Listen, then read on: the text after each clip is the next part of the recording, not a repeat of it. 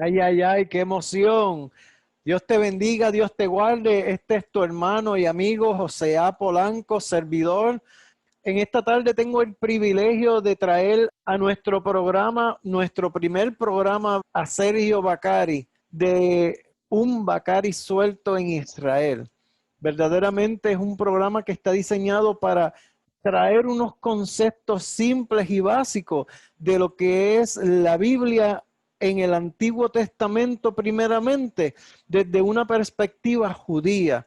No vamos a hablar de religión, no vamos a hablar de cristianismo, vamos a solamente a observar y a entender lo que es la historia judía desde el punto de vista de un judío, que no es que solamente que es judío, sino que él vive en Israel y camina por las calles de Jerusalén todos los días enseñando a través de su canal de YouTube.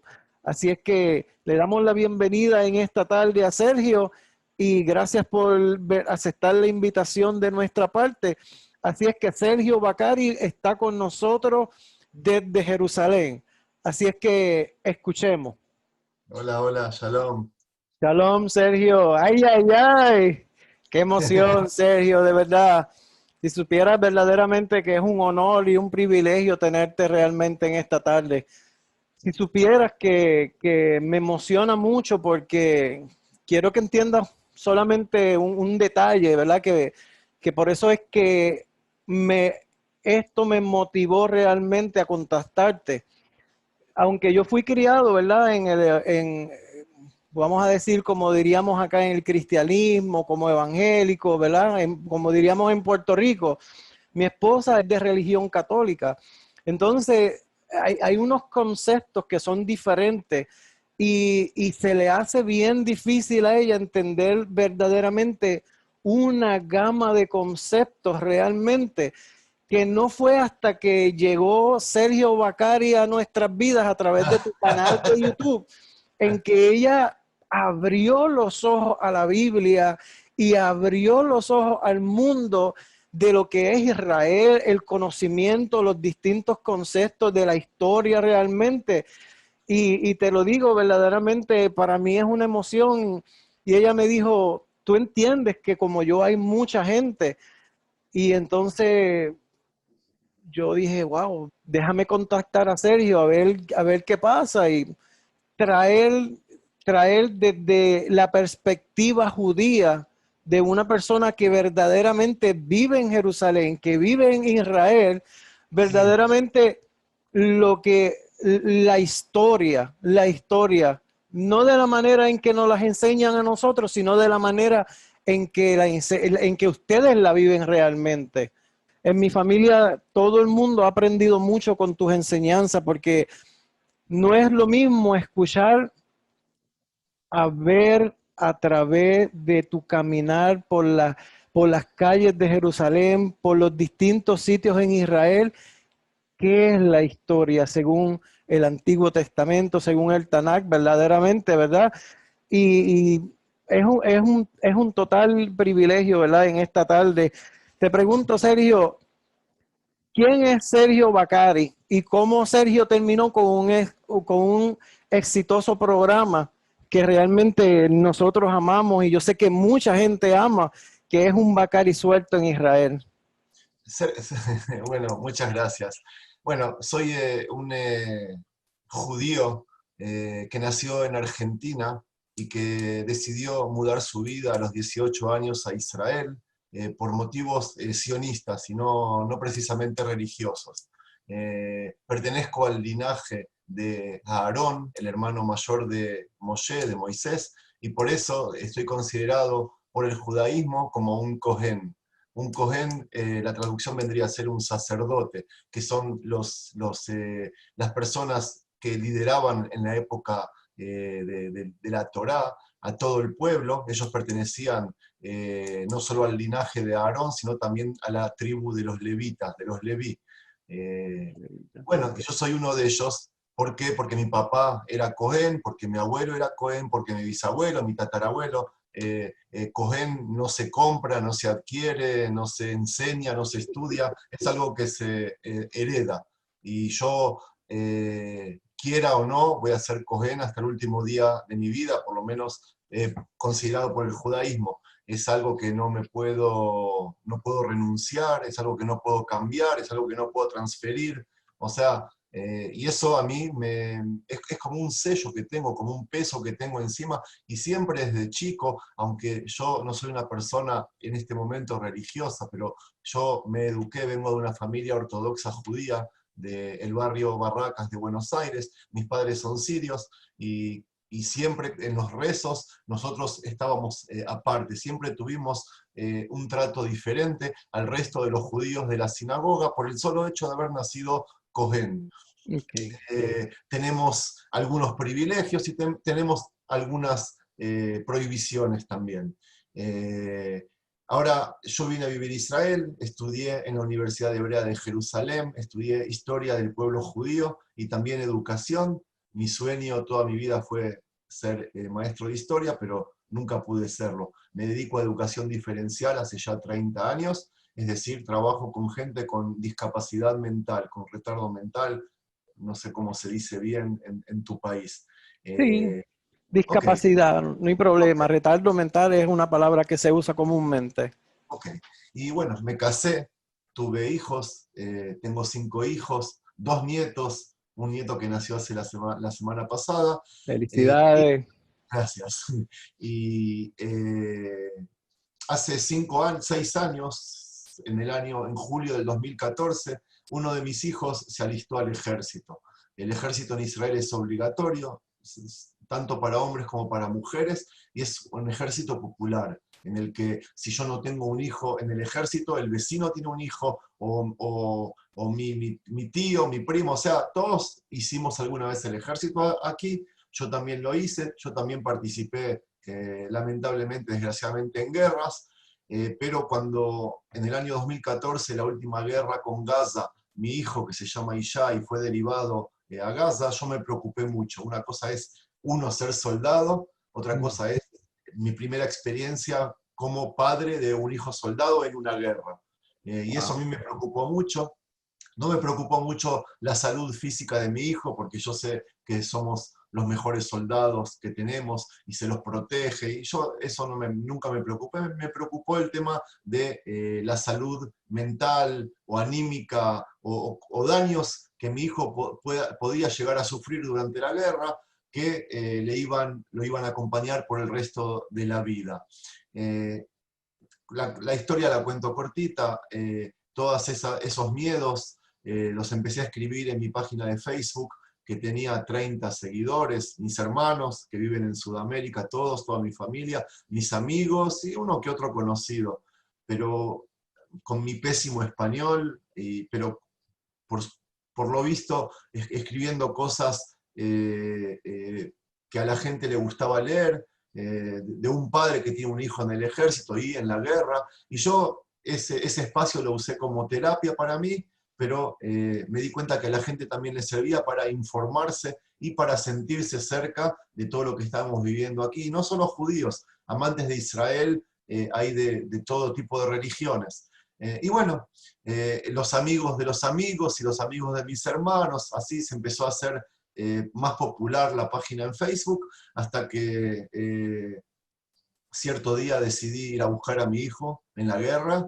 aproveché un cese de fuego, fui, no lo encontré, otra vez volví a ver, no lo encontré, la tercera vez lo encontré, está todo documentado, y yo todas las experiencias las iba escribiendo en Facebook, hasta que me hice muy popular, empecé a tener como ya 1000 seguidores, 1200 seguidores, cuando terminó la guerra, les dije a toda la gente que me estaba siguiendo, que a mí no me gusta la palabra seguir, yo siempre digo que ellos me acompañan, no me siguen. Y Sí. les dije, bueno, terminó la guerra y ya ahí volvió sano y salvo, me despedí, cerré la página, o sea, dejé de publicar, y les dije, bueno, vuelvo a mi rutina, a mi trabajo, no tengo más lo que contarles.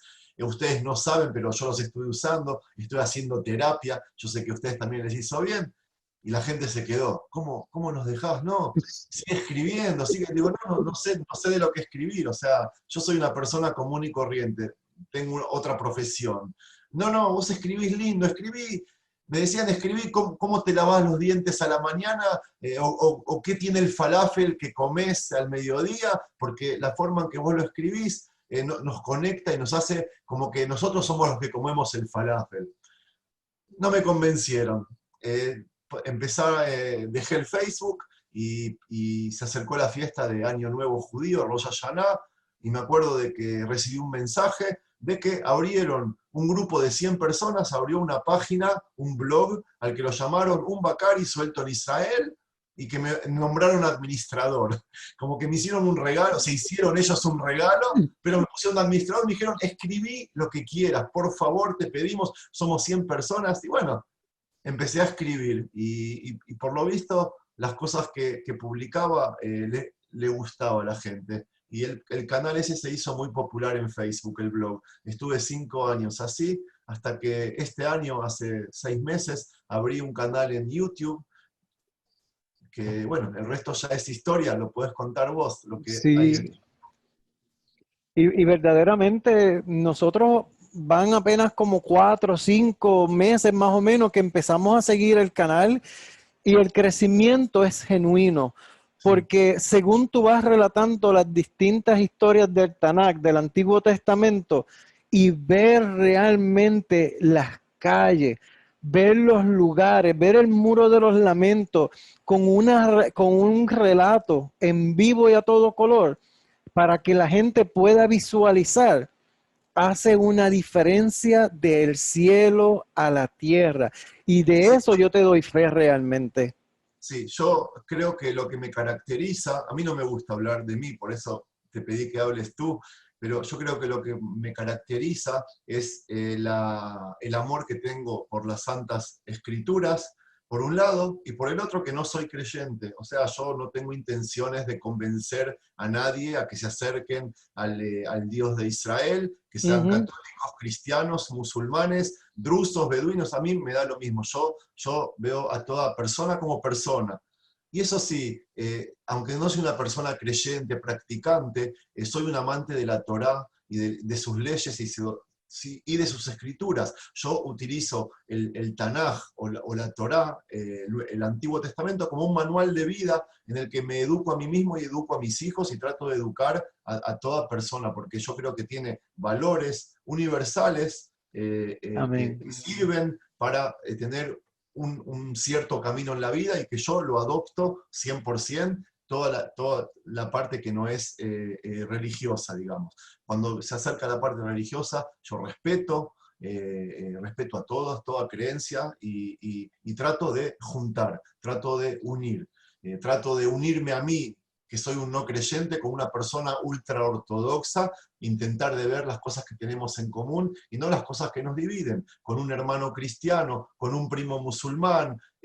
Tenemos tanto en común y tanto en lo que aprender los unos de los otros. Podría tener mucho más éxito, y te soy sincero, si empezaría a hablar de las diferencias, del odio, cuánto el judaísmo es malo, cuánto el cristianismo es pésimo, cuánto los musulmanes asesinan. Me llenaría de público y eso tú lo sabes. Pero no es mi camino. Tampoco busco ganar dinero en esto. Todo esto es un trabajo voluntario, que lo hago en mi tiempo libre. No tengo compromiso con nadie.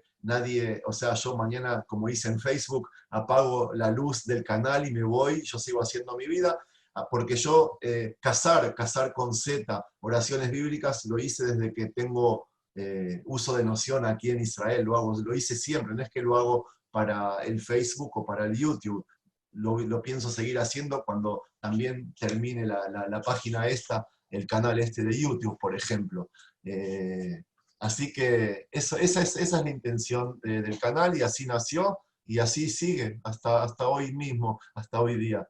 Y lo lindo que tiene tu programa, Sergio, es que tú puedes y tienes todo tipo de personas, todo tipo de religiones, todo respetándose los unos a los otros. Sí. No hay contienda, no hay disensiones, es una enseñanza, es acompañarte sobre los caminos donde tú vas en cada show. Y de verdad, de verdad, de verdad, es algo, para mí es algo maravilloso, es espectacular porque verdaderamente yo no he tenido el privilegio todavía de ir a Israel.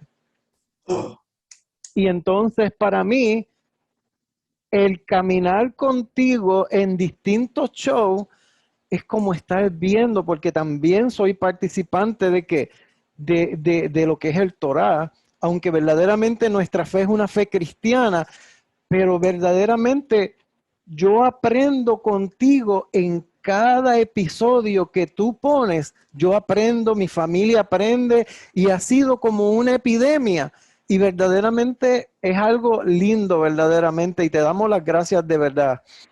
Serio, te pregunto, Sí, ayúdanos a entender la vida de Abraham y cómo llegó a ser el padre de la fe de los judíos. ¿Y quién fue Moisés y la importancia de esta figura histórica para los judíos?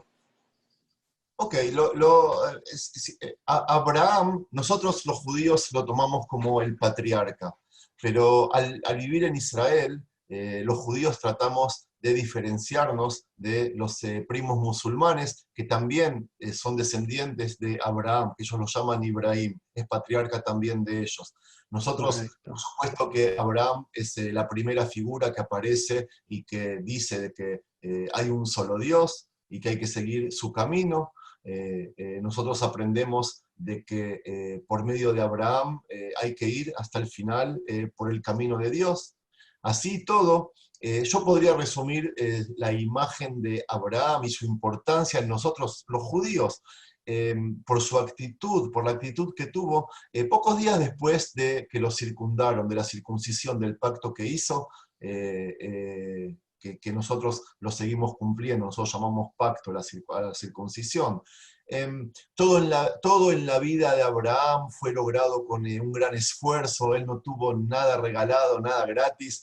Cuando Dios le dijo de que le quiere heredar la tierra, dijo, camínala y todo lo que camines va a ser tuyo. Y Abraham, que es como todo judío ahora, buen comerciante, caminó muy, muy, muy buen recorrido. Nosotros quizás tenemos de los genes de Abraham también. Abraham discutía con Dios, negociaba con Dios. Y se dice que los judíos también sabemos negociar y que negociamos todo, incluso las malas lenguas dicen que negociamos hasta nuestra madre. Abraham todo lo negociaba con Dios, nada lo daba por obvio, todo preguntaba, todo cuestionaba, era muy curioso. Y como te dije, todo lo que logró, lo logró con sacrificio. Pero hay algo curioso, cuando le llegó el momento más ansiado de su vida, que es la revelación del Dios mismo, él no lo tomó como algo tan importante, por ejemplo, como el de atender a los 3 forasteros sedientos que se aproximaron a su carpa y él los invitó y les dijo a Sara, él vivía en una carpa, en una tienda, Sara, su esposa, en otra tienda, les dijo, ven, vamos a recibirlos, les lavó los pies, los recibió, dejando a Dios de costado. Yo creo que la lección que nos enseña Abraham es muy poderosa, porque nos dice que por más espirituales que nosotros seamos como personas, por más elevados que nos encontremos, si no saltamos de nuestro lugar para ayudar al sediento, al necesitado, al hambriento, y no solo de comida, hay hambre y sed también de afecto, de atención, de enseñanza y de muchísimas cosas más. Entonces nosotros no somos merecedores de la revelación divina. Y eso nosotros es lo que aprendemos, yo creo, de Abraham, de que, ok, nosotros tenemos a un Dios, Dios está con nosotros, nos acompaña, pero nosotros ante todo, para merecer a ese Dios, necesitamos ser personas. Y ser personas en el judaísmo, yo supongo que también en el cristianismo, es ser buena persona, ayudar, preocuparte por el prójimo y siempre, siempre estar atento a las necesidades de los demás. Correcto. Un buen judío dice, todo lo que tengo es todo lo que doy. Y eso es, yo creo que lo que nos queda de Abraham. Cuando nosotros hablamos de Moisés, para nosotros Moisés es el último profeta que le vio la cara a cara a Dios, y es el líder ultimativo, digamos, que tiene el pueblo judío. ¿Okay? Después vamos a hablar quizás de la diferencia, que son los hijos de Israel, que es el pueblo judío, que son los hebreos, pero hoy por hoy, cuando yo digo judíos, supongo que no tengo que explicar. Y para los judíos, Moisés es el líder ultimativo que fue elegido por Dios. No es que él un día se levantó y dijo, yo quiero ser el líder del pueblo, vótenme, apóyenme, fue a matar a uno, le degolló a otro, nada. Él ni siquiera, otra vez como Abraham, le discutía a Dios, no, Dios, déjame tranquilo, tengo una vida tranquila. No, no. Y Dios se empecinó, no, vas a ser tú y vas a ser tú. Y nosotros sabemos de que Moisés estaba lejos de ser una persona perfecta. Moisés podía haber sido yo, tú o el vecino. O sea, no nació con ningún don, no nació de la familia de sangre azul. O sea, fue una persona común y corriente que ni siquiera sabía hablar. Era un tartamudo, como nos describen en la Biblia. Imagínate, el Correcto. líder ultimativo de todo un pueblo, que es una persona que no sabía hablar. O sea, si lo ponemos hoy como Netanyahu o como Trump o como los líderes lo primero que necesitan es tener una buena habla. Y bueno, Ajá. es el líder que nosotros tenemos, que nosotros aprendemos que líder puede ser cualquier persona. Líder no hace falta que seas hijo de o que hayas estudiado en la universidad. Cuando Dios te elige a tú te pasas a ser el líder. Moisés estaba lleno de virtudes, no hay que desmerecerlo, pero también tenía defectos. Moisés para nosotros es quien nos dio las leyes por las cuales nos guiamos, y aunque no nos enseñó mucho acerca de su vida privada, como lo hizo Jacob, que después se pasó a llamar Israel, o David, por medio de Moisés, nosotros sabemos que hay un solo camino en la vida, aquel dictado por Dios. Las tablas de la ley, los 5 libros después de la Torá, los 24 libros de la Biblia, por lo menos de la Biblia judía, y el aporte de Moisés, o sea, esto lo digo como judío, pero supongo que estás de acuerdo, es un aporte a toda la humanidad. Correcto. Las leyes sociales que aportó Moisés se siguen usando hasta ahora, el Shabbat, las horas de trabajo, el aporte de la moral y de la ética también. Es como dije, es un diccionario de vida, de que no solo yo lo adopté, sino gran parte de la humanidad La humanidad. a través de toda la historia, sí. Y Sí, bueno, ajá, la humanidad entera, si venimos a ver verdaderamente, adoptaron las leyes de Moisés, porque de sí, ahí es de donde se conoce la sociedad civilizada, como la llamamos hoy, pero todo va atrás a los conceptos de Moisés. Qué tremendo, Sergio, de verdad. Sergio, muchas personas piensan que todo israelita es judío y no conocen la diferencia entre uno y otro. Ayúdanos a entender este concepto y la diferencia que hay entre la casa de Judá e Israel como nación. ok, sí, nosotros somos descendientes de Abraham, de Isaac y de su nieto Jacob. Jacob, en un momento de su vida, pasó a llamarse Israel.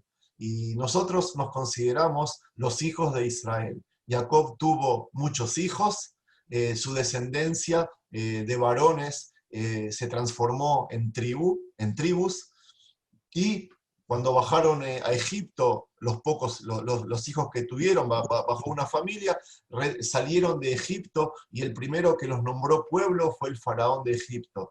Y a partir de que salimos de Egipto, de la esclavitud, pasamos a ser el pueblo de Israel, los hijos de Israel. Nosotros salimos, éramos tantos que estuvimos divididos en tribus. No todos los hijos de Israel heredaron tribus.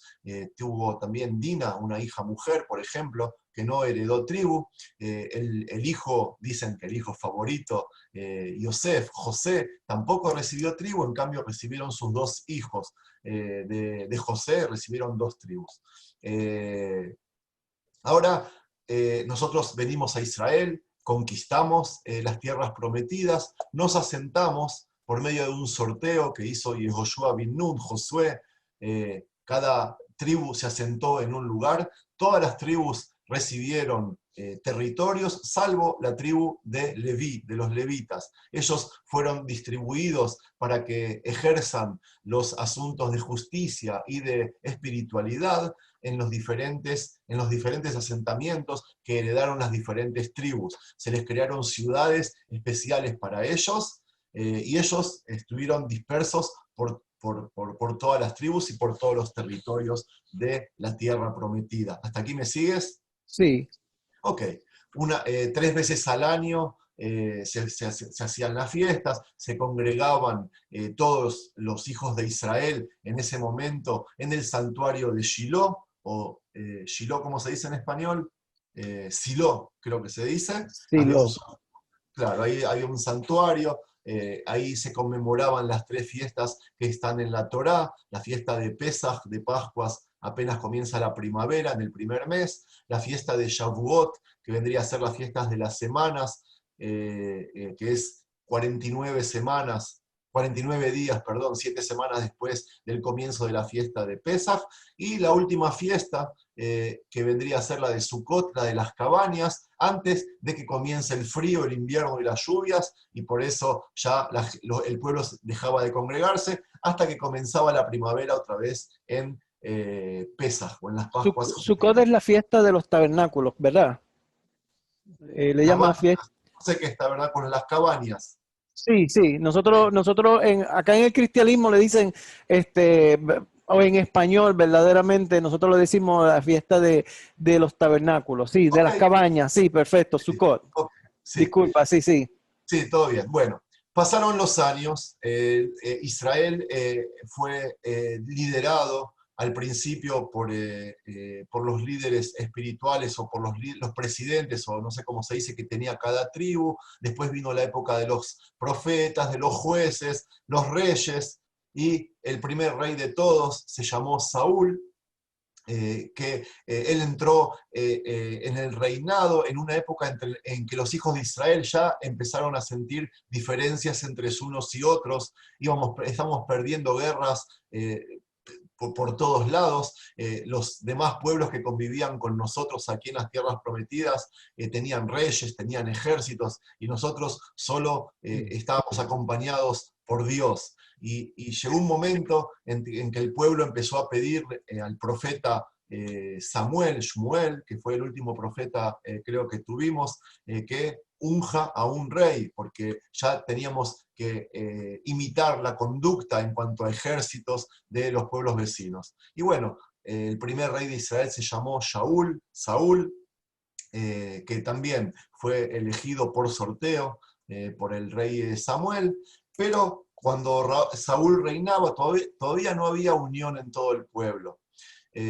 Saúl al final terminó suicidándose en una batalla en el monte Gilboa, y el sucesor de Saúl pasó a ser David ben Ishai, que era un pastor que había combatido contra Goliat, lo había derrotado y era muy, muy querido por todo el pueblo.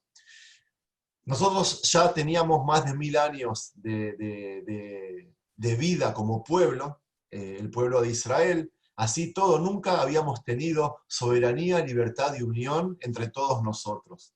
David fue el primer rey, fue el segundo rey de Israel, pero el primer rey que logró que consigamos esas 3 cosas: soberanía, unión y libertad en la tierra prometida.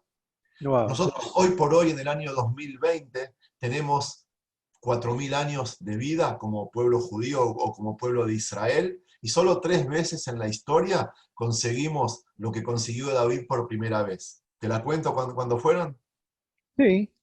Ok, la primera vez fue con David, que el reinado de David duró 30 años, después 40 años más el reinado de su hijo Salomón, y cuando terminó el reinado de Salomón, se terminó la unión en el pueblo, lo dejo aparte.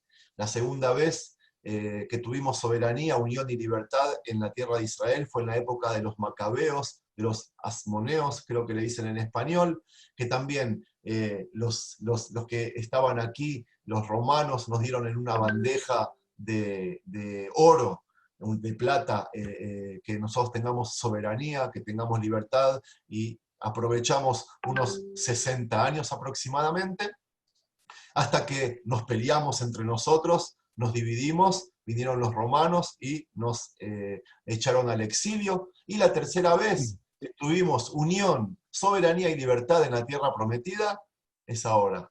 Ahora, Ahora muy en estos bien. tiempos, a partir del año 1948, se levantó el Estado de Israel y se puede decir de que ya llevamos 72 años con soberanía, unión y libertad en las tierras prometidas. Es muy poco tiempo, la historia nos juega a nuestra contra, pero nosotros los judíos somos el único pueblo que siempre le ganamos a la historia. Ahora voy un poco para atrás, la época del rey David, como te dije, teníamos unión, teníamos todo lo que teníamos, y cuando falleció Salomón,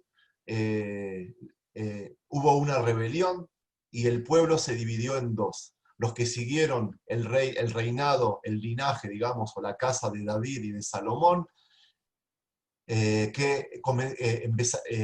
nombraron a un rey, y ese rey reinó en la parte sur de las tierras prometidas, que vendría a ser Judea, desde Judea, Jerusalén y toda la parte sur, y todo el resto pasó a llamarse reinado de Israel, y pasó a ser reinado por otro rey. Ahí entonces se dividieron las tribus. 10 tribus pasaron a vivir en el norte, la tribu de Judea y de Binyamin, que eran las que estaban en el sur, La de junto con los Benjamín, en español, Benjamín, disculpa, Benjamín, sí. Judea y los levitas, que te dije que los levitas estaban dispersos por todas las tribus, entonces ellos se transformaron en el reino de Judea.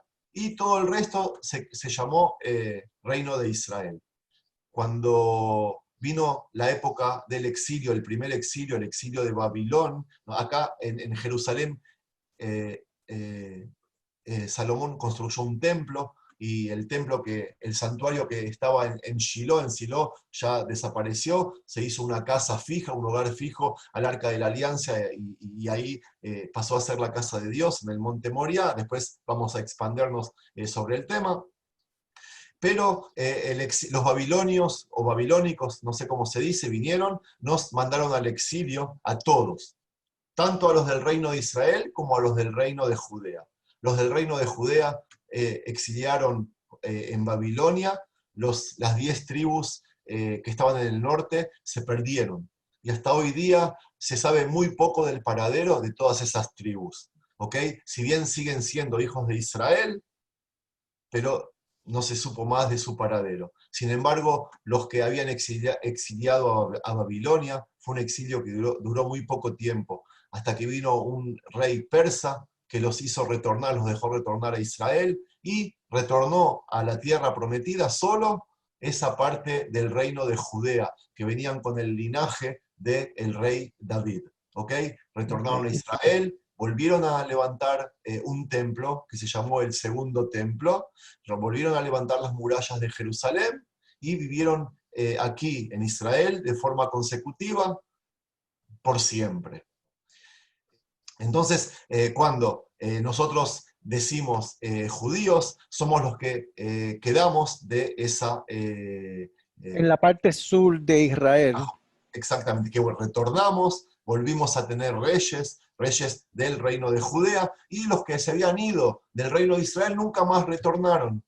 Nunca más retornaron. Por eso cuando nosotros decimos judíos, nos referimos a los descendientes de Judea. Lo que pasó con la tribu de Benjamín está explicado en la Biblia ya, que ellos se habían mandado una macana, habían violado a una chica levita, tuvieron las demás tribus para castigarlos, les hicieron un boicot y dejaron de casarse con ellos, y casi desaparece la tribu de Benjamín. Los pocos que quedaron se unieron a la de Judea, y fueron, entre comillas, comidos por los judíos. ¿Ok? Sí. La tribu de Benjamín era tan chiquita y la de Judea tan grande que fueron prácticamente comidos. Y dentro de la tribu, dentro de los judíos, habían también levitas. Yo, como te dije, yo soy uno de ellos, descendiente de los levitas, que sobrevivió porque le tocó la suerte de estar en el reino de Israel y no en el reino de los del norte. Si yo hubiese pertenecido, yo como levita me hubieran enviado a la tribu de Naftalí o de Dan o otra, no te estaría aquí contando la historia. Por lo menos no Probablemente. sabría de que soy levita. Correcto. Se hubiera perdido la historia, se hubiera perdido la historia. Sí. O sea, entonces hoy lo que se le dice a los judíos son los descendientes de esas tres tribus. Parte de los Perfecto. levitas, Benjamín y los de Judea. Ahora, empezaron con los siglos a aparecer descendientes de otras tribus, de la tribu de Menashe o Menasés en la lejana India, la tribu de Naftalí en Etiopía, ¿ok? Ahora, lo interesante del tema es que cuando el movimiento sionista y Ben Gurión deciden ponerle un nombre a esta tierra, ellos tendrían que haber, al Estado, tendrían que haberlo llamado el Estado de Judea, porque los que retornamos fueron solo hijos de Judea. Pero Ben Gurión dijo, no, nosotros vamos a llamar a esto el Estado de Israel, con la esperanza de que algún día empiecen a retornar también las tribus perdidas. Y dicho y hecho, empezaron a retornar, o sea, cuando se empezaron a descubrir gente perdida, como te dije, de Etiopía o de Menasés, lo que se hace es una conversión rápida al judaísmo, porque ellos no son judíos. Se los convierte de una forma muy rápida si ellos demuestran de que descienden de las tribus de Israel y tienen el derecho a la ley del retorno y a retornar a Israel. Qué tremendo. Y mira, esto es un dato histórico que yo no sabía realmente, porque sí, ellos son entonces de las tribus del norte, pero una vez instalados e incorporados en Israel, entonces ellos tienen que hacer su conversión básicamente a Sí, convertirse en judíos. sí, Qué sí, tremendo. Eso es un dato histórico porque muchas veces cuando se presenta todo, siempre se lo presenta como que son judíos. Obviamente sí sabemos que son de las tribus de Israel, pero los presentan como que son judíos y quizás algunos de ellos, muchos de ellos son judíos genuinamente de la tribu de Judá, pero como tú dices, muchos de ellos, si no todos, son entonces, vienen de las tribus del norte. Gracias por sí. la aclaración. Ok. Tremendo. Perfecto, de verdad, porque la explicación verdaderamente ha sido precisa y Sí, ok. muy bien convertida realmente. De verdad que sí. Sergio, ayúdanos a entender la fecha y los constructores del primer y segundo templo y cómo fueron destruidos y la importancia del muro occidental o del muro de los lamentos para los judíos. Ok, el primer templo, como dijimos antes, lo construyó el rey Salomón. En realidad lo tendría que haber construido el rey David, pero como tenía las manos manchadas con sangre de haber matado a tanta gente, Dios no le permitió, pero le dijo, prepara todas las bases y tu sucesor lo va a construir. Entonces David compró el terreno en el monte de Moriah y su hijo fue el que construyó la casa de Dios. Estamos hablando del siglo X antes de Cristo. Como dijimos antes, vinieron los babilonios, destruyeron todo y también el primer templo, y de ese templo no quedó absolutamente nada. Era un templo humilde, ¿no? Algo como uno se puede imaginar, algo grande. En la colina de Moriah es una colina, una elevación muy chiquita que hoy no se puede ver, después te voy a Ujú, explicar por qué, pero no, era imposible construir algo grande ahí.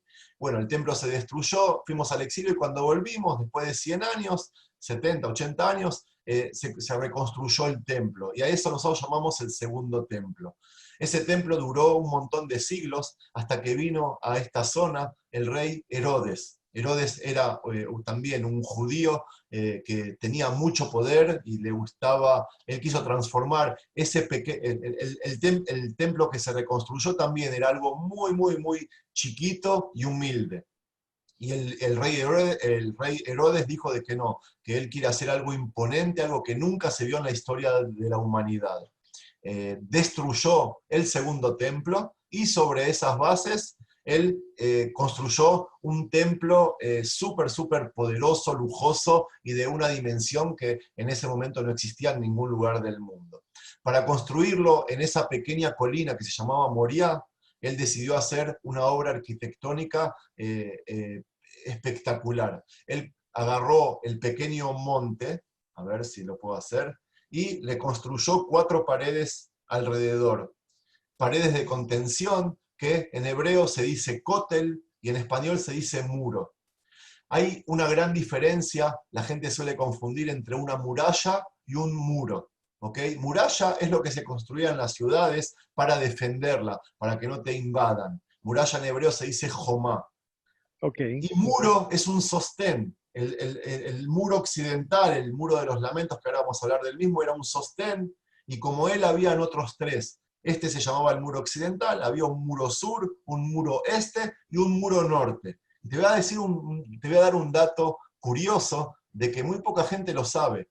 Así como el muro occidental quedó en pie, los otros tres muros están intactos desde el piso y hasta arriba. Y se llaman muro sur, muro este y muro norte. La pregunta es, ¿por qué entonces los judíos consideran sagrado a esa parte del muro? Enseguida te la voy a contar. Gracias.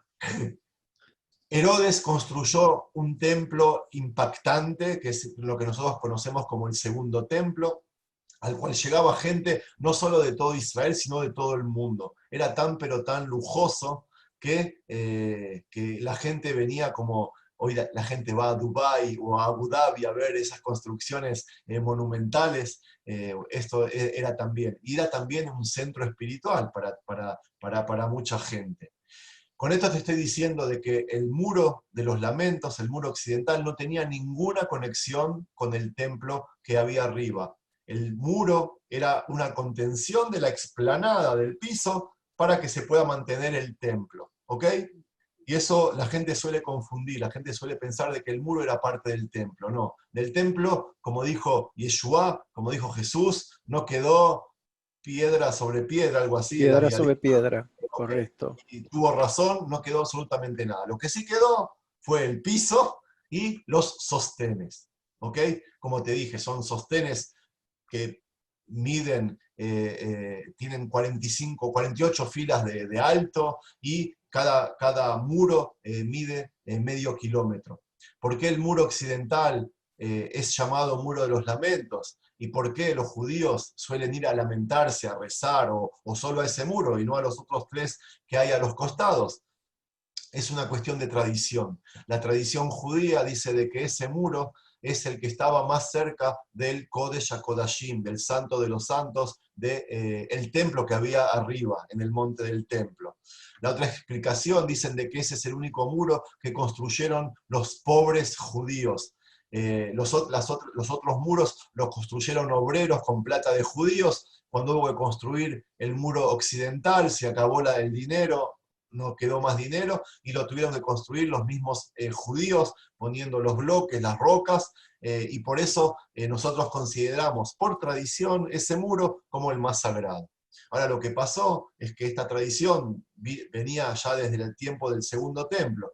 Una vez destruido el segundo templo, en la misma fecha que el primero, que es el 9 del mes de Ab, que nosotros hasta hoy día hacemos duelo por la destrucción de esos templos, cada vez que un judío o un hijo de Israel, como por llamarlo así, tenía la suerte de llegar hasta Jerusalén de cualquier lugar del mundo, lo primero que quería ir a hacer era ir a esa pared que había quedado, que era parte del sostén, del piso, y se lamentaba por la destrucción del templo. Los árabes que estuvieron aquí por siglos veían a los judíos y decían, vienen acá y se ponen a lamentar, a llorar, no entendían por qué, y ellos, los mismos árabes, son los que le pusieron el apodo muro de los lamentos, muro de las lágrimas, muro de los llantos, y todos esos sinónimos por los cuales se conoce hoy el muro que en realidad se llama muro occidental.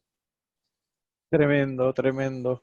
Verdaderamente, Me olvidé de decirte que el segundo templo se destruyó en el año 70 después de Cristo. después de Cristo. Sí. Muy bien. Eh, Qué diferente es la historia desde la perspectiva de un judío que ha estudiado la historia y conoce las cosas tal cual. Porque nosotros verdaderamente interpretamos la Biblia, ¿verdad? Según lo poquito que nosotros podemos interpretar según leemos los pasajes bíblicos. Pero en el caso tuyo, no tan solo tienes el Torá y el Tanakh a la mano, que es el Antiguo Testamento, pero sino culturalmente conoces las distintas etapas, las razones y los porqués de cada cosa, que es lo fascinante de esto verdaderamente. Es tremendo porque dentro de esto ahora mismito, fíjate, aún la diferencia entre un muro, como el muro de los lamentos, y una muralla, yo no tenía claro el concepto, que hasta a mí mismo realmente, yo dije, wow, espérate un momento, que verdaderamente, disculpa, ¿cuántos pies tiene el muro de los lamentos de alto? Tiene Aproximadamente 48 filas de rocas. No, debe tener 30 metros. Desde el 30 piso, metros, sí, desde el piso hasta arriba debe tener 30 metros. que Sí. son aproximadamente de 90 a 100, me dijiste 90 metros. No, 30 metros. 30 metros son aproximadamente 90 a 100 pies más o menos, algo así más o menos. Pero verdaderamente es algo impresionante, porque Sí, cuando yo te veo y miro para arriba y yo digo, wow, verdaderamente es una cosa, pero verdaderamente impresionante, impresionante verdaderamente. Parece una fortaleza, parece una muralla realmente de defensa. sí. Y hay algo, lo más increíble es de que no, las rocas no están pegadas con nada, están puestas una encima de otra, en forma encima no están rectas, están como una especie de pirámide. Hay 3 centímetros cada piedra está adentro, digamos, una piedra está acá, la otra está, no está una encima de otra recta. Si uno se separa ahí, ve la diferencia, como que tiene un escalonamiento, y en Jerusalén hubieron desde esa época más de 8 terremotos y fuertes. Y cuánta gente, cuántos imperios pasaron por aquí, cuántos gente intentó destruir, porque ese es el símbolo de lo que quedó del judaísmo, y saben que para destruir una religión o un pueblo hay que destruir los símbolos antes que nada. Y nada pudo derrumbar eso. Es algo que increíble. Yo, que no soy una persona creyente, a veces ver eso ahí elevado me pone muchas dudas. Tremendo, man. Sergio, te pregunto, ayúdanos a entender qué es el Alto de Golán. Y esto es algo bien importante, ¿verdad? Porque los Altos de Golán o los Golan Heights, como se conocemos nosotros en inglés, es algo bien, bien importante ahora, pues por las disputas o por las diferencias que hay verdaderamente en asuntos de territorio. Yo sé que tú conoces bien este concepto, pero nosotros verdaderamente se nos hace un poquito más difícil entender a qué se deben estas disputas sobre, sobre esta región de las alturas de Golán y por qué este problema crea desestabilización entre los judíos y los palestinos. Ok, primero quiero corregir, no se trata de los palestinos, se trata de Siria. Los Ok, Altos del Golán están en el límite con Siria. y gracias. Sí, con Siria tenemos conflictos, estamos en una zona en la que escasea el agua. Y a principios, cuando el Estado de Israel se levantó, no había agua en el lugar, y la única agua que nosotros disponíamos era del mar de Galilea. El mar de Galilea, que muchos lo consideran laguna, y es el único lugar que tenía agua dulce que nosotros podíamos extraer para vivir. Ok, El mar de Galilea recibe aguas de muchas fuentes que vienen todas desde el norte: el río Jordán, el río Hasbán y el Vin. Son como 5 fuentes de agua, y los sirios, como ellos estaban en contra de que nosotros levantemos un estado, empezaron a hacer provocaciones, intentando construir, ¿cómo se llaman las paredes que paran el agua? No sé cómo se dice en español, que no dejan transitar el agua, que hay en eh, Asuán, que hay en un dique, en creo que Puerto Rico le decimos un dique. ok, Sí, en que Puerto Rico le decimos dique. construís una pared para que no corra el agua.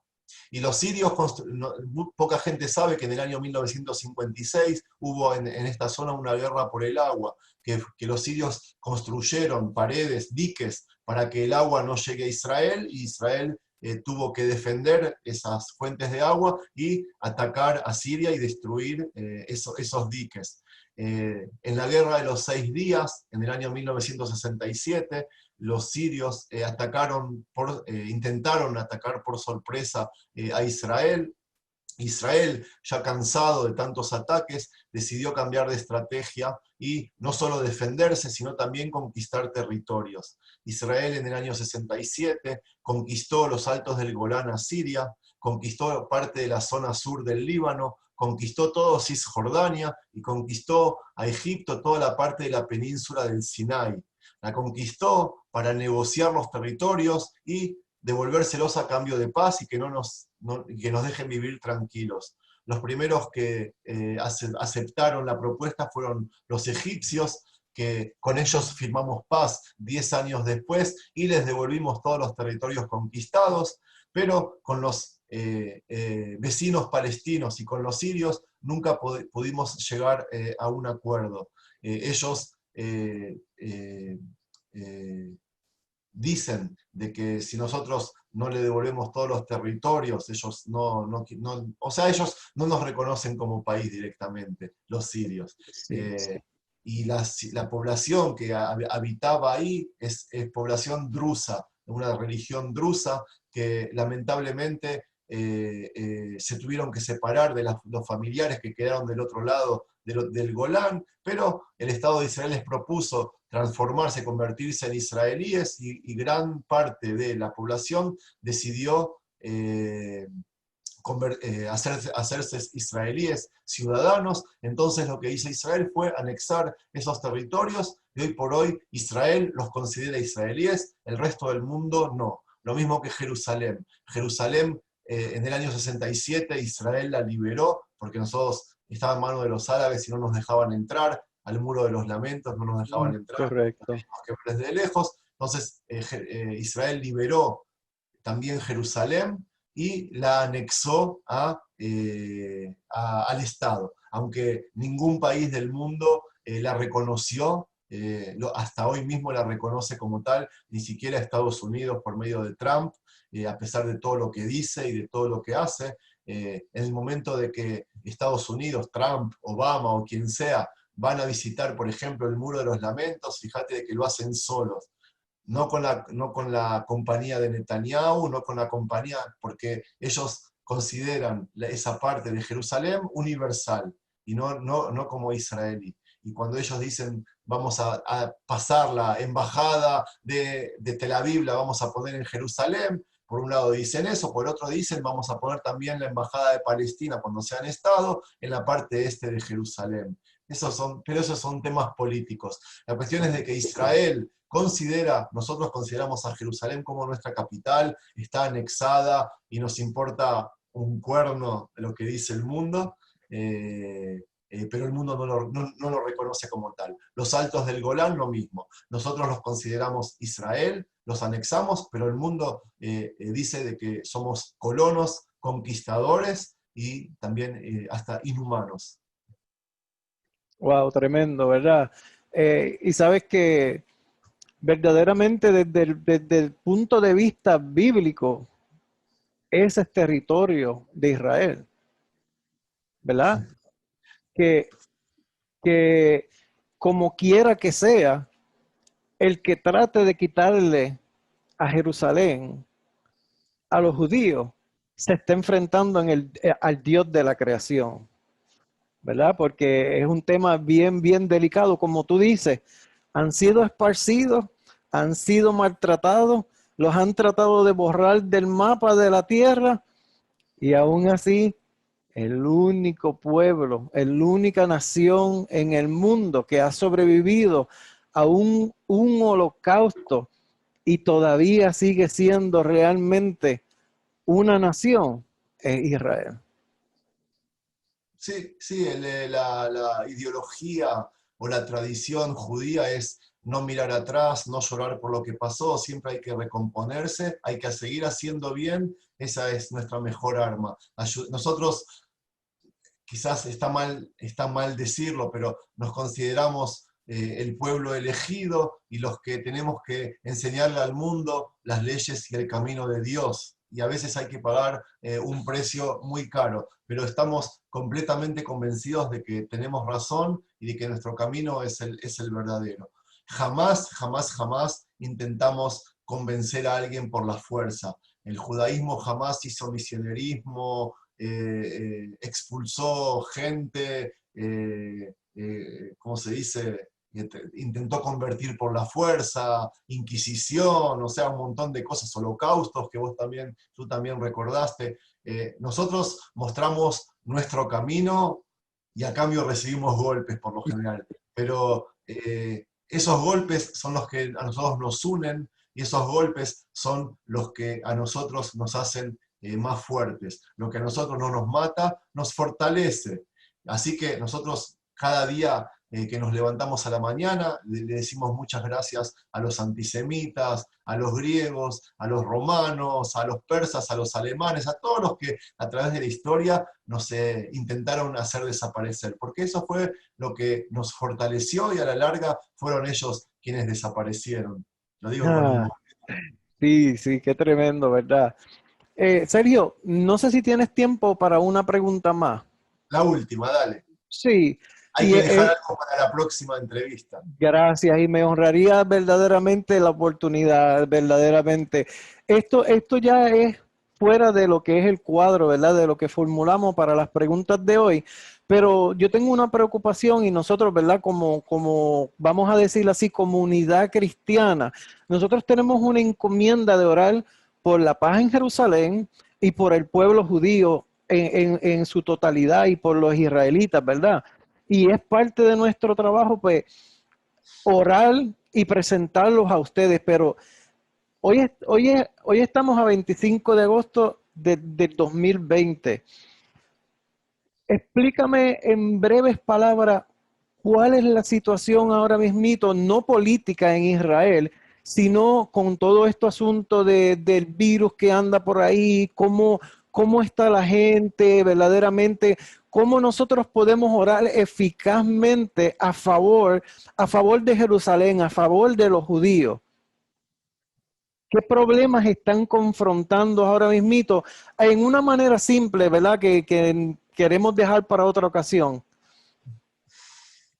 Eh, Nosotros entendimos ya desde el mes de mayo de que el coronavirus vino y está aquí para quedarse. Y hay que aprender a convivir con él. Nosotros, si hay algo que nos caracteriza en Israel, por lo menos, en el pueblo judío en general, no sé si hay comunidad judía en tu pueblo, pero si la hay, tú sabes de que nosotros somos garantes los unos de los otros, como te venía diciendo de antes. Somos un pueblo muy golpeado y de que nunca podríamos llegar a sobrevivir solos. El día de que un solo judío vaya solo a caminar por las calles, qué sé yo, de Alemania, por decir una cosa, nunca va a salir vivo de ahí, pero si se hace un grupo unido, grande y fuerte, nadie nunca les puede llegar a hacer daño. Nosotros en Israel, personalmente, pasamos ya cosas, quizás no un virus así como el corona, pero pasamos guerras, pasamos atentados terroristas, misiles que nos cayeron, y sabemos supongo que sabemos cómo comportarnos, y nosotros sabemos que lo principal en estos tiempos es la garantía que hay que dar los unos de los otros. Cuando la situación está difícil para los que viven en las fronteras, sabemos cómo defenderlos. Sabemos que la situación está difícil para los soldados, sabemos cómo defenderlos. Hoy por hoy nosotros sabemos que hay gente de riesgo a la que nosotros tenemos que proteger, pero que también tenemos un país y un Estado en el que tenemos que seguir manteniendo. Entonces, lo que nosotros hacemos es que el que se tiene que cuidar, que se cuide y mucho. Y el que está dispuesto a enfermarse de corona, ya sea por joven o porque no es una persona que está con riesgo, bueno, que se enferme de corona, que viva con el corona, pero que no se acerque a una persona con riesgo, a una persona anciana, a una persona enferma, y yo creo que eso es lo que nos está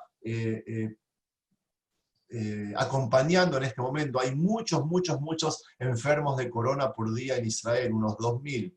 Por otro lado, Wow. la curva de los enfermos que necesitan respiración artificial o de los muertos no es para nada es alta, porque un muerto es demasiado, pero en comparación con otros lugares, con otros países, y teniendo en cuenta de que la economía está eh, viviendo todavía. Entonces, digamos que es un precio de que nosotros estamos dispuestos a pagar como sociedad, igual que los accidentes de tránsito. A nadie nunca se le va a ocurrir dejar de que hayan vehículos en la calle porque hay 500 muertos por año. Hay que aprender a convivir con los accidentes de tránsito, lamentablemente, lo digo. Hay que cuidarse, manejar con precaución, que menos hombres conduzcan y más mujeres conduzcan, que ellas son mucho mejores que nosotros.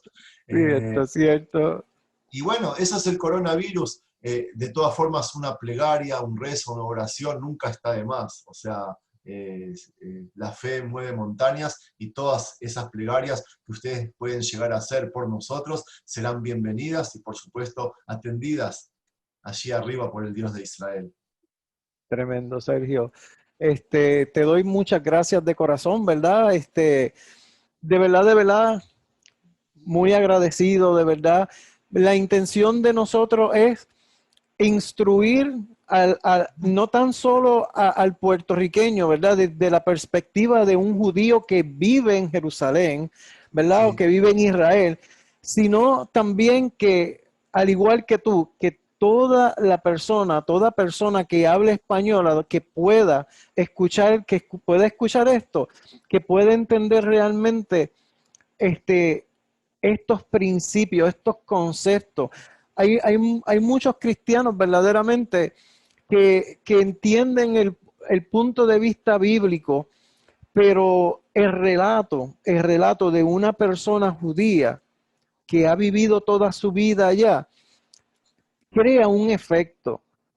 Y a través de esto, ¿verdad? Ha creado en nosotros, ha impactado. Yo quiero invitar, ¿verdad?, a nuestra audiencia de que cuando tengan la oportunidad que vayan a la página de YouTube de Sergio Bacari, se llama Un Bacari Suelto en Israel. Es la Biblia andada a través de las calles de Jerusalén en Israel, y verdaderamente es algo hermoso, y según van haciendo los relatos bíblicos, ahí mismo te va presentando todas las visualizaciones en vivo y a todo color desde Israel. Verdaderamente es algo hermoso, de verdad. Y nosotros hemos crecido mucho porque, por lo menos, yo soy visual. A mí me pueden explicar algo de distintas maneras, pero cuando yo lo veo, ahí entendí. Y ahí es donde tú has tenido éxito con el porte, con el respeto que todo se maneja verdaderamente. Es algo que yo sé que llega a las personas. Y el crecimiento. La Biblia dice, ¿verdad?, que mi pueblo perece por falta de conocimiento. Y el conocimiento verdaderamente tiene distintas perspectivas, ¿verdad? Y esto es lo que yo quiero introducir, de que sí tenemos nuestros pastores, tenemos nuestros evangelistas, pero hay algo más allá. Y yo quiero presentar este relato desde tus ojos, verdaderamente. Y verdaderamente te doy gracias, Sergio, porque ha sido, de verdad, ha sido verdaderamente, no sé ni cómo volvértelo a decir, de verdad, ha sido edificante al cuadrado, al cuadrado. Gracias a ti, amigo, en serio, y saludos a todos los que nos van a ver. Yo me quiero despedir de la gente con un shalom y, si me permites, una bendición también. Te dije al principio del relato que soy Cohen y hay una bendición en Levítico de la bendición sacerdotal, ¿cómo se dice? Sacerdotal. Sacerdotal, que dice: Yevarejeja Adonai beishmereja, Yaer Adonai panav eleja beikuneja, Isa Adonai panav eleja, Beasem leja shalom. Bueno, mi gente, ya lo escucharon a través de la voz de Sergio Bacari, de Un Bacari Suelto en Israel, directamente desde Jerusalén en Israel, para ustedes, mi familia boricua primeramente, y luego a donde quiera que llegue mi voz. Les bendigo, deseo de todo corazón realmente que algo de este relato, algo de esta historia a través de esto hayan podido crecer, aunque sea un poquito. Nosotros somos fielmente creyentes de Jesucristo, que es nuestro Salvador, pero la historia es la historia.